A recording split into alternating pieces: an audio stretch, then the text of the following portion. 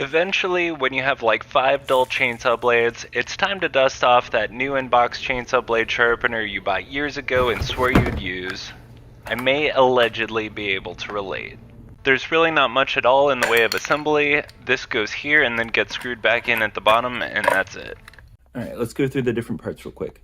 This bolt, you tighten and loosen here, and it hits this middle part, which keeps the sharpener from going too far down. So you want to adjust it when the chain's there. I'm just showing you the parts for now, but it keeps it from going too far down and actually getting into the chain itself, which is good. This, as you'll see, blocks the chain from moving too far. You can adjust it back and forth with this. And for this part, you rotate to get the different angle you need, and the chain will sit up here. And then on the underside, you tighten it so that you lock in the angle you want. And you may be wondering, hey man cave guy, why don't you just secure it to the table? Well, to do that, you have to bolt it in here and here. And I pretty much intend to use this for these 4 or 5 blades and then forget about this for the next several years. So not really worth it for me. This feels like a Duke Nukem action shot right here. Doom? I don't know. Here's Johnny. Let's get the blade off. Alright. So the blades go one direction and then the other. And it just keeps going back and forth. So that'll be important here in a second. So one thing I've personally done that I found incredibly helpful for keeping track of where you start and where you end, because obviously it's a loop, it's hard to just, know unless you're counting or whatever. I just add a piece of duct tape. Just definitely be sure to remove the duct tape when you're done. But if I'm starting here, I'll know I'm back to the start when I hit the duct tape.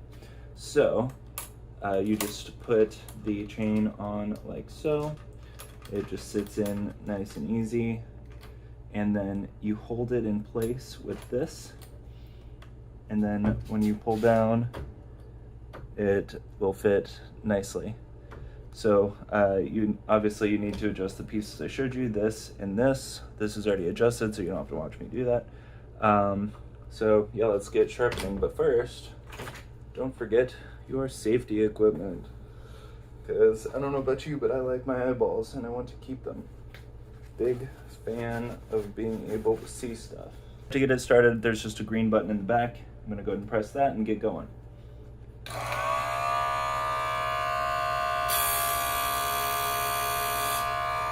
Easy peasy. Yeah. So skip one, go to the next one.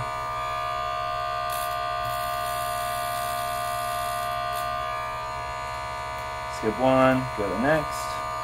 Easy peasy. And then we just do that for a full circle. And then we'll adjust the angle and go to the other side. All right. Now we're back to the duct tape, so we need to change the angle to the other direction. So we'll turn that off. So it's set to 30 degrees for this direction, and so it's safe to say we need 30 degrees in the other direction for the other set of blades. So you just unscrew down here a little bit, enough to make it able to rotate.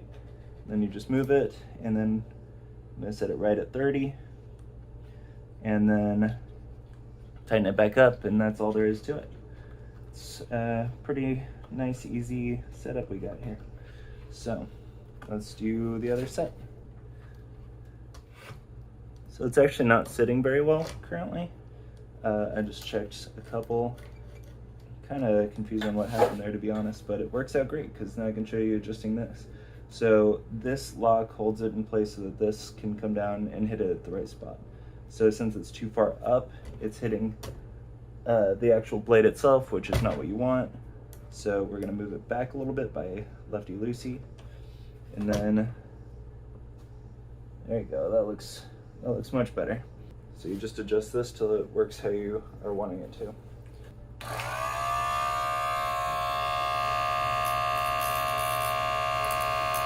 And one trick is if you have it too far back, it's a little easier because what you can do is, see, it's not even hitting at all, so I need to move forward a little bit, right?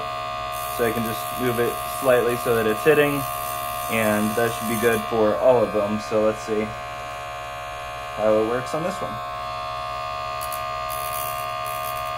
There you go. Much nicer. After sharpening the first 1 or 2 blades, sharpening the rest of the loop gets really fast, though not quite 1,000 times video speed fast. So, it's time to put the chain back on and see if this thing sharpened successfully. And as mentioned, if you're doing the duct tape trick like I like to do not forget to take that duct tape off. So now to answer that slightly important question of does it work? I'm gonna go with very yes.